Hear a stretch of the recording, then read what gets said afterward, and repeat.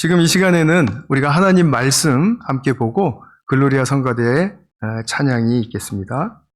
누가복음 10장 25절부터 28절까지입니다. 제가 봉독할 때 27절 한 절은 우리 함께 봉독하겠습니다. 어떤 율법 교사가 일어나서 예수를 시험하여 말하였다. 선생님, 내가 무엇을 해야 영생을 얻겠습니까? 예수께서 그에게 말씀하셨다. 율법에 무엇이라고 기록하였으며 너는 그것을 어떻게 읽고 있느냐? 함께 그가 대답하였다. 내 마음을 다하고 내 목숨을 다하고 내 힘을 다하고 내 뜻을 다하여 주 너의 하나님을 사랑하여라 하였고 또 내 이웃을 내 몸같이 사랑하여라 하였습니다. 예수께서 그에게 말씀하셨다. 내 대답이 옳다. 그대로 행하여라. 그리하면 살 것이다. 아멘.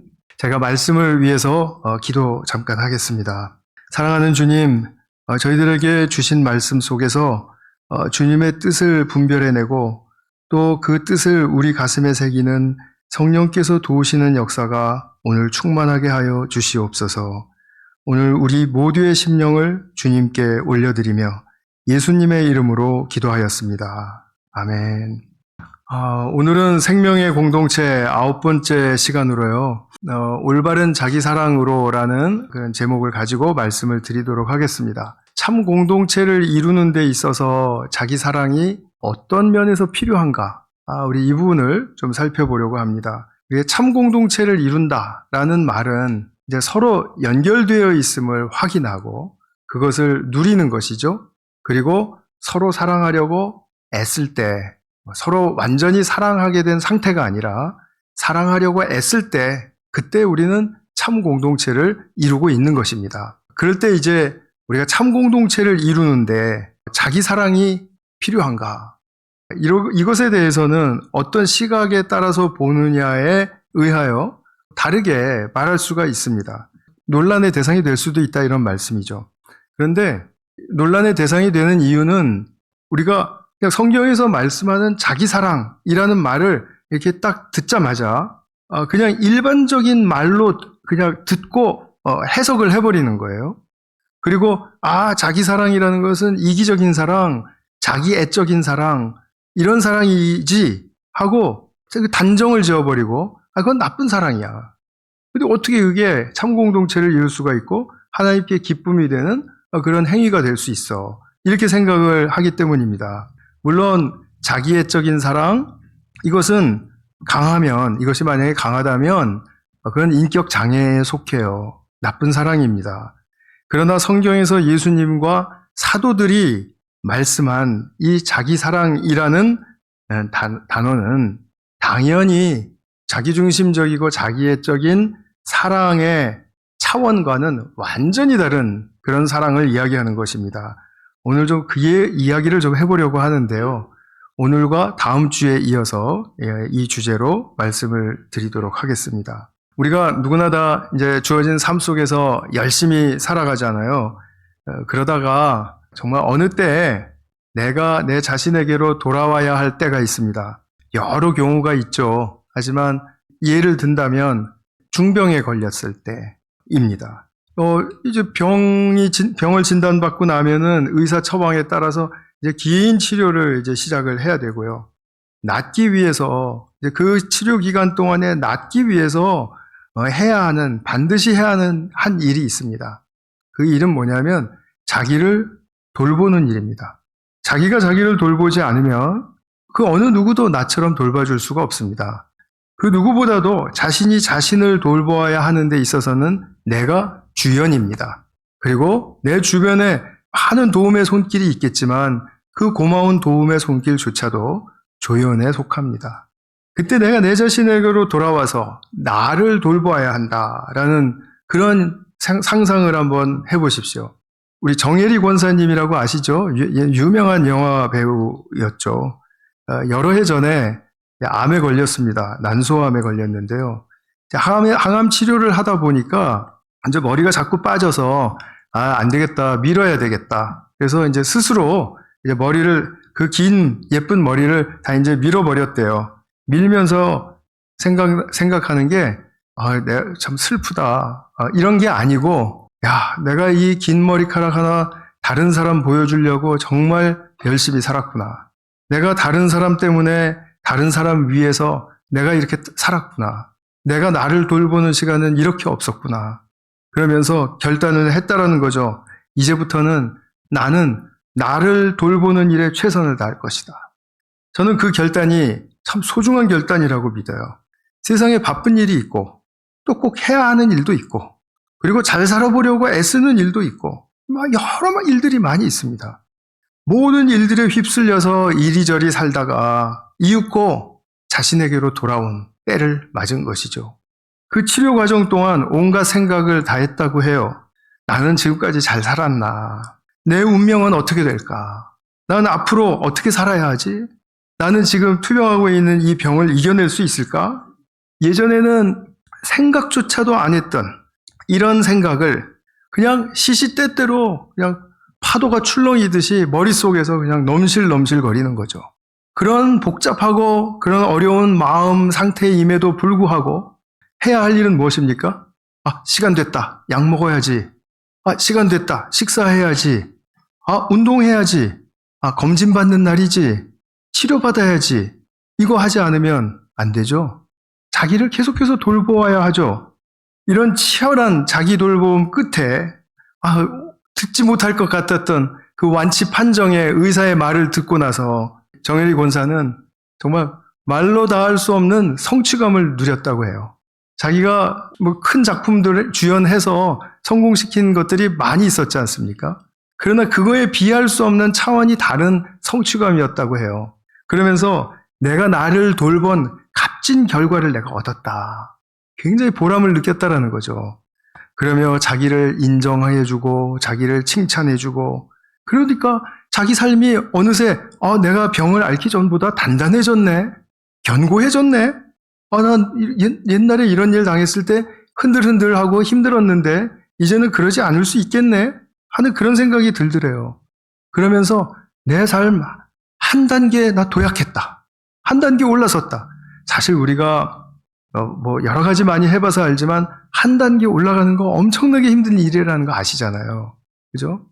하다못해 탁구를 배워도 그 한 단계 올라가는데 얼마나 많은 노력과 애를 써야 합니까?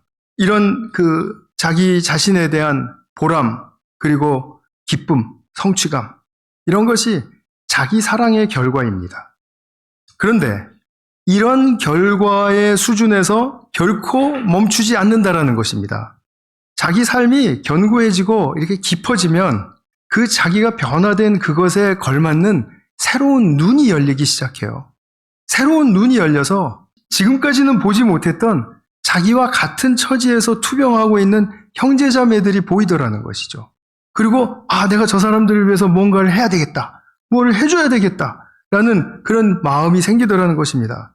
인생의 어느 날 자신에게로 병 때문에 돌아와서 자기를 잘 돌보고 그 일정 긴 기간이지만 다 잘 지낸 다음에 보니까 그러고 나서 그 과정을 잘 거치고 보니까 다른 사람도 잘 돌볼 수 있는 자기 능력이 생긴 것이고 그리고 자기에게 조건이 이렇게 생긴 거예요. 이 정혜리 권사는 정기적으로 자기가 이제 겪었던 그 암을 투병하는 그 환우들을 찾아가서 위로하고 봉사하는 일을 아주 열심히 하고 있다라는 것입니다. 환우들을 돌보는 일, 생각을 해보세요. 오늘 본문에 나와 있는 예수님의 말씀, 내 이웃을 내 몸과 같이 사랑하라 라는 말씀에 지금 순종하고 있는 그런 아름다운 그런 크리스찬의 삶을 살고 있는 것이죠. 이보다 더 훌륭하고 이보다 더 귀한 것이 있을까요? 제가 질병을 예로 말씀을 드렸지만 다른 어떤 경우에도 마찬가지입니다. 자기의 잘못이든 타인의 잘못이든 실패와 좌절을 경험할 수도 있고 또 열악하고 처절한 그런 상황, 남에게는 없는 것 같은데 나에게만 있는 그런 상황들, 가난이라든지 재난이라든지 전쟁이라든지 기타 등등 그런 속에 내가 이렇게 살고 있으면서 힘들고 그리고 뭔가 짜내야 겨우 살 수 있을까 없을까 하는 그런 의심마저 드는 그런 상황 속에서 내 자신을 생각해 보면 나만 정말 이렇게 유별나고 나만 이렇게 이상하고 그런 거 아닌가? 하지만 그때 주님의 메시지는 분명하다고 저는 생각해요. 지금은 네가 네 자신에게로 돌아가야 할 때다. 내 자신을 바라보고 내 자신을 위해서 무엇을 할 것인가를 결정해야 할 때다. 사실 주님께서 이렇게 돌아올 수 있도록 해주시는 그 도움을 주세요. 요한복음 5장에 보면은 베데스다 연못가에 누워 있었던 38년 된 그 중증 환자 기억하시죠? 이 베데스다 연못가는 에 있었던 이유는 그 어느 때가 되면은 뭐 회오리 바람이 불든지 아니면 주님께서 뭐 입김을 불어 넣으셨든지 어쨌든 간에 이 물이 갑자기 이렇게 움직이는 때가 있대요. 그때 그 병자가 물속으로 풍덩 들어가면 그러면은 병이 낫는다라는 그런 소문을 듣고 그래서 지금 이 병자는 지금 거기에 누워 있는 것입니다. 옆에 있는 거예요. 베데스다 연못 옆에. 그런데 물이 움직이면은 자기보다 훨씬 더 빠른 환자들이 많거든요. 그래서 막 첨벙첨벙 들어가면은 자기는 번번이 밀려서 그 오랜 세월을 그냥 한 번도 발도 못 담궈보고 그렇게 누워서 보내고 있었다라는 것입니다. 근데 오랫동안 그렇게 세월이 지나가다 보면은 자기도 모르게 매너리즘에 빠지게 되는 것 같아요. 그러던 가운데 어느 날 주님께서 그에게 찾아오셔서 일침 있는 질문을 하세요. 무슨 질문을 하셨습니까? 낫고 싶으냐? 아니 38년 동안에 중증 환자로 그렇게 앓고 있었던 그 사람에게 낫고 싶냐라는 말이 질문이 가당하다라고 생각하십니까? 저는 뭐야? 알고 하는 얘기야? 아니면은 정말 너무 기분 상할 것 같아요. 그런데 이 말씀에는 핵심이 있습니다. 너는 지금 내 속에 진정으로 치유되고 싶은 진심의 열망을 담은 내 자신을 네 자신으로 살고 있느냐? 아니면은 해도 안 되니까 포기하고 그냥 옆에 누워서 나는 안 되려니 하고 그냥 그렇게 맨너리즘에 빠져서 살고 있느냐? 네 자신을 한번 돌아봐라. 아마 이 사람에게는 굉장한 도전이 되었을 겁니다. 그러니까 이 사람이 이제 일어나서 걷게 되는 거죠. 예수님이 이렇게 자기 자신을 볼 수 있도록 자기 자신에게로 돌아오도록 도와주세요. 이 예수님을 우리가 믿고 사는 것입니다. 이 예수님께서 내 몸과 같이 내 이웃을 사랑하라라고 그렇게 말씀을 하신 것입니다. 12세기 때 아주 유명한 사랑의 성자라고 불리우는 이 세인트 버나드라는 영성가요, 또 신학자가 있었습니다. 이분은 하나님의 사랑에 대한 깊은 이해와 통찰로 인해서 굉장히 유명해진 분이에요. 오늘날까지도 인용이 되고 있죠. 세인트 버나드가 4단계의 사랑을 이야기했습니다. 첫 번째는 가장 수준이 낮아요. 나를 위해서 나를 사랑하는 그 단계입니다. 두 번째로는 나를 위해서 하나님을 사랑하는 단계입니다. 조금 낮은 것 같은데 하나님이 어떤 분인지는 최소한 알고 있는 겁니다. 능력이 있고 도움을 주실 수 있는 분이라는 것을. 그런데 결국 그 하나님을 사랑하는 이유가 뭡니까? 나를 위한 거예요. 그래서 여전히 이기적인 수준입니다. 근데 조금 더 높은 수준으로 올라가게 되면 하나님을 위하여 하나님을 사랑한다. 이제 드디어 이제 신앙에 빠진 거예요. 예수님께 미친 겁니다. 그래서 물불 안 가리고 봉사하고 물불 안 가리고 행사나 예배나 뭐 성경 공부나 참여하고 그러니까 하나님을 사랑하는 게 너무 열정적이에요. 그런데 한 단계가 더 남았습니다. 무엇일까요? 이제 또 보시면 아시겠죠? 하나님을 위하여 나를 사랑하는 것입니다. 이상하시죠? 하나님을 위하여 나를 사랑한다고? 자, 다시 한번 보겠습니다. 나를 위해서 나를 사랑한다라는 말은 이기적인 사랑이에요. 철부지 같은 사랑. 이것입니다. 나를 위해서 하나님을 사랑한다라는 것. 여전히 이기적이에요. 그죠? 세속적인 유익을 내가 채우겠다라는 그 정말 이 욕망을 지금 또 앞세우고 있는 그런 사랑입니다. 그러나 하나님을 위하여 하나님을 사랑한다고 한다면 하나님의 본질을 찾고 싶은 거예요. 하나님이 어떤 분이신지 더 알고 싶은 것이고 그래서 하나님을 정말 사랑하게 되어 정말 참되고 아름답고 선하신 분이로구나. 정말 이분을 믿지 않으면 어떠한 신이 이분을 필적할 수 있을까 하면서 헌신하게 되는 거죠. 저도 한 30년 전쯤에 하나님을 위하여 하나님을 사랑한다라는 삶을 정말 열심히 살았던 적이 있습니다. 날마다 하나님을 더 알고 싶은 것이고요. 날마다 하나님을 찾고 싶고 하나님을 정말 사랑하고 정말 그런 삶을 살았어요. 근데 그렇게 살다 보니까 나는 누구? 하는 생각이 드는 겁니다. 나는 누구? 하나님을 위하여 나를 사랑한다는 것, 이것이 진정으로 하나님이 나를 위하시는 것일 뿐만 아니라 하나님 당신을 위하신 것이기도 하다라는 사실을 깨닫게 되었습니다. 하나님 안에서 나를 찾아야 한다. 그리고 나를 사랑할 줄 알아야 한다. 이것입니다. 우리 교회에 표어가 있습니다. 비전이죠, 비전. 올해의 표어는 아바디의 사람들이고요. 그냥 우리 길게 가는 그 비전 있잖아요. 비전 스테이트먼트. 그것은 뭐냐면 말씀 속에서 하나님과 나를 알아가는 교회입니다. 하나님과 나를 알아가는 교회. 저는 세인트 버나디의 이 세 번째, 네 번째 단계에서 분명하게 말씀드릴 수 있을 것 같아요. 그런데 첫 번째 단계에서 나를 사랑하는 것과 하나님을 위하여 나를 사랑하는 것, 나를 사랑한다는 말은 동일한 표현이지 않습니까? 그러나 내용은 완전히 다른 것이라는 걸 아시겠죠? 완전히 다릅니다. 본문에서 예수님이 사실 예수님이 하신 말씀은 아니고 이제 율법 교사가 이제 말한 거죠. 구약의 성경을 인용해서 말한 겁니다. 하나님을 사랑하라.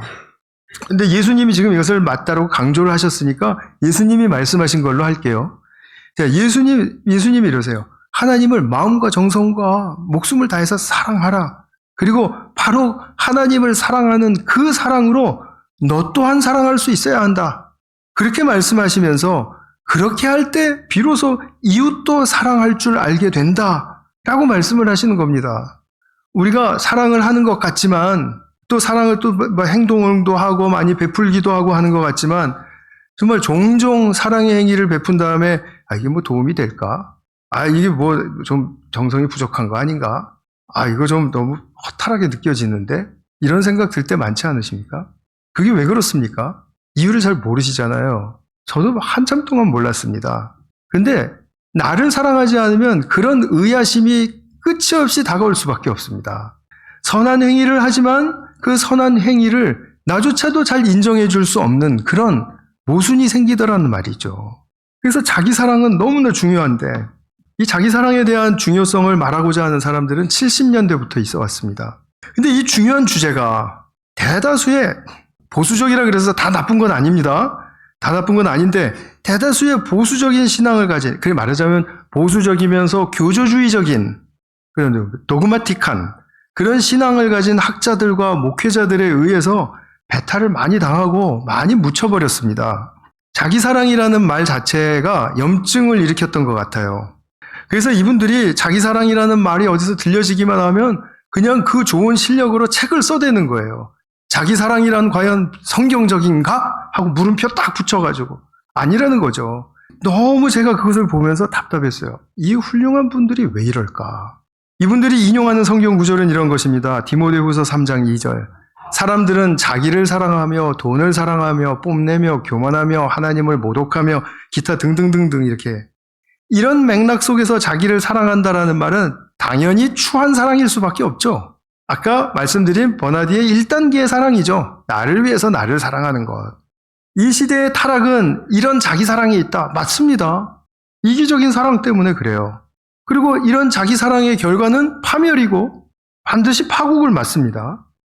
그러나 이것은 나를 위해서 나를 사랑하는 저급한 수준의 이야기잖아요.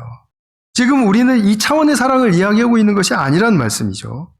성경은 훨씬 깊은 차원에서 자기 사랑을 말하고 있다는 것을 우리는 성경을 펼치면 볼 수가 있어요.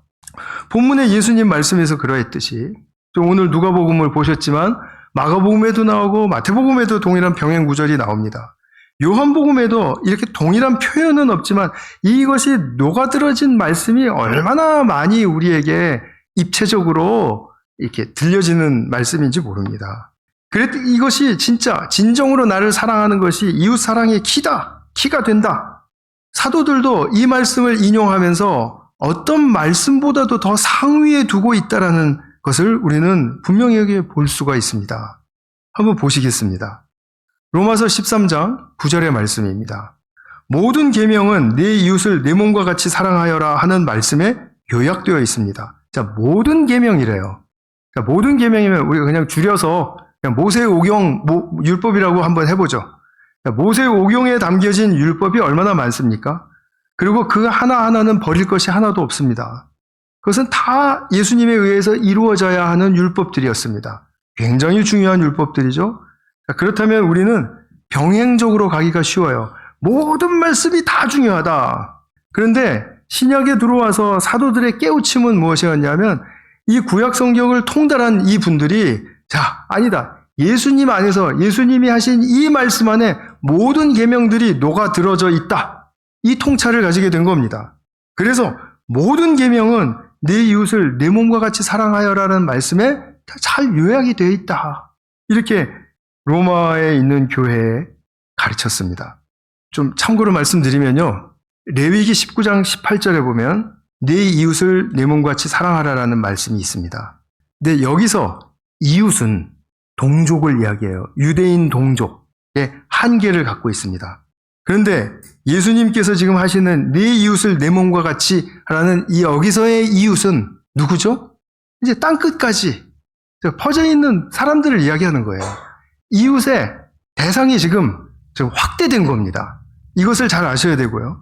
그래서 내 이웃을 내 몸과 같이 사랑하라는 말 속에서 내 몸과 같이라는 말에 초점을 한번 두어 보시기 바랍니다.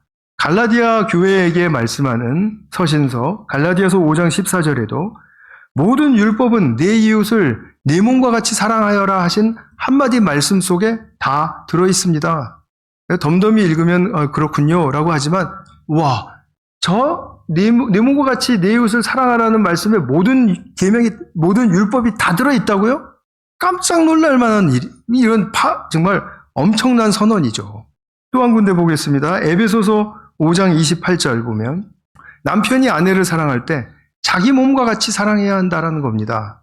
남편이 아내를 사랑할 때 자기를 사랑하는 정도 수준밖에는 아내를 사랑할 수가 없습니다. 이런 뜻이죠. 그러니까 남편은 무엇을 해야 될까요? 진정으로 자기를 돌보고 자기를 사랑하는 법을 터득하셔야 해요. 이것이 가장 중요한 길이라는 것을 저는 확신합니다. 자기가 막 사는 사람들은 그 누구도 막대합니다. 자기를 존중하는 사람은 그 누구도 존중합니다. 그리고 한계가 있었지만 성숙할수록 그 자기가 존중해야 할 대상의 한계를 넓혀갑니다. 그래서 죄인도 존중할 수 있게 되고 세리도 존중할 수 있게 되는 것이죠. 물론 에베소서에서는 남편이 아내를 사랑할 때 그리스도가 교회를 사랑하듯이 사랑하라라고 말씀하셨는데 5장 28절과 33절에는 이 말씀이 지금 중첩이 돼서 중복되어서 포개어져서 우리에게 들려지고 있습니다. 남편도 아내를 자기 몸과 같이 사랑해야 한다. 자, 그러면 아내가 해주실 일은 뭘까요? 남편이 자기를 사랑하도록 좀 도와주시는 거. 너무 지나친 욕심일까요? 오늘은 굉장히 농담이 안 통하네요. 이것도 진지하게 들으셨나 봅니다. 일편 맞습니다. 네, 그런 훌륭한 아내를 만난 남편은 굉장히 축복이라고 생각하시면 되겠습니다. 자, 야고보는 뭐라고 말하나 보십시오. 야고보 2장 8절에서 내 이웃을 내 몸같이 사랑하라는 으뜸 가는 법이래요. 으뜸 가는 법을 지키면 잘하는 일입니다. 이렇게 말했습니다. 자, 그러면 나를 사랑해야 되는데 나를 어떻게 사랑할 수 있을까요? 잠언 19장 18절에 보면 18절이 아니라 그냥 8절을 보시면 지혜를 얻는 사람은 자기 영혼을 사랑한답니다. 그러니까 내 멋대로 사랑하는 걸 이야기하는 것이 아니라는 것을 대번 아시겠죠? 지혜를 얻어야 자기를 사랑할 줄 알게 된다는 거예요. 자, 그래서 자기 마음대로 하는 사랑이 아닙니다. 나를 사랑한다고 해서. 지혜를 얻는 사람이 할 수 있다라고 하는 것은 자, 우리가 누구로부터 얻는 지혜를 말하는 거죠? 하나님이시죠. 그런데 하나님은 지금 어디에 계십니까? 우리와 날마다 동행하고 계십니다. 우리와 함께하고 계십니다. 아까 우리 글로리아 성가대가 찬양했던 데서 제가 더욱이 더 이렇게 와닿았던 부분은 함께 하시겠다라는 그 약속의 말씀을 계속해서 우리에게 찬양을 통해서 들려주었잖아요. 이것입니다. 하나님과 동행 속에서 주어지는 지혜와 사랑이 필요합니다. 이것이 자기 사랑의 원천입니다. 자기가 하나님 사랑받는 자임을 이미 알고 있습니다. 이미 알고 있지만 지금 오늘 이곳에서 동행하시는 주님께서 내게 원하시는 것은 내가 하나님의 사랑받는 자라는 것을 재발견하는 것입니다. 하나님이 소중히 여기는 존재라는 것을 재발견하는 것입니다. 이 재발견은 이 도돌이표가 끝이 없습니다. 계속해서 들어야 할 음성은 하나님의 사랑이라는 것입니다.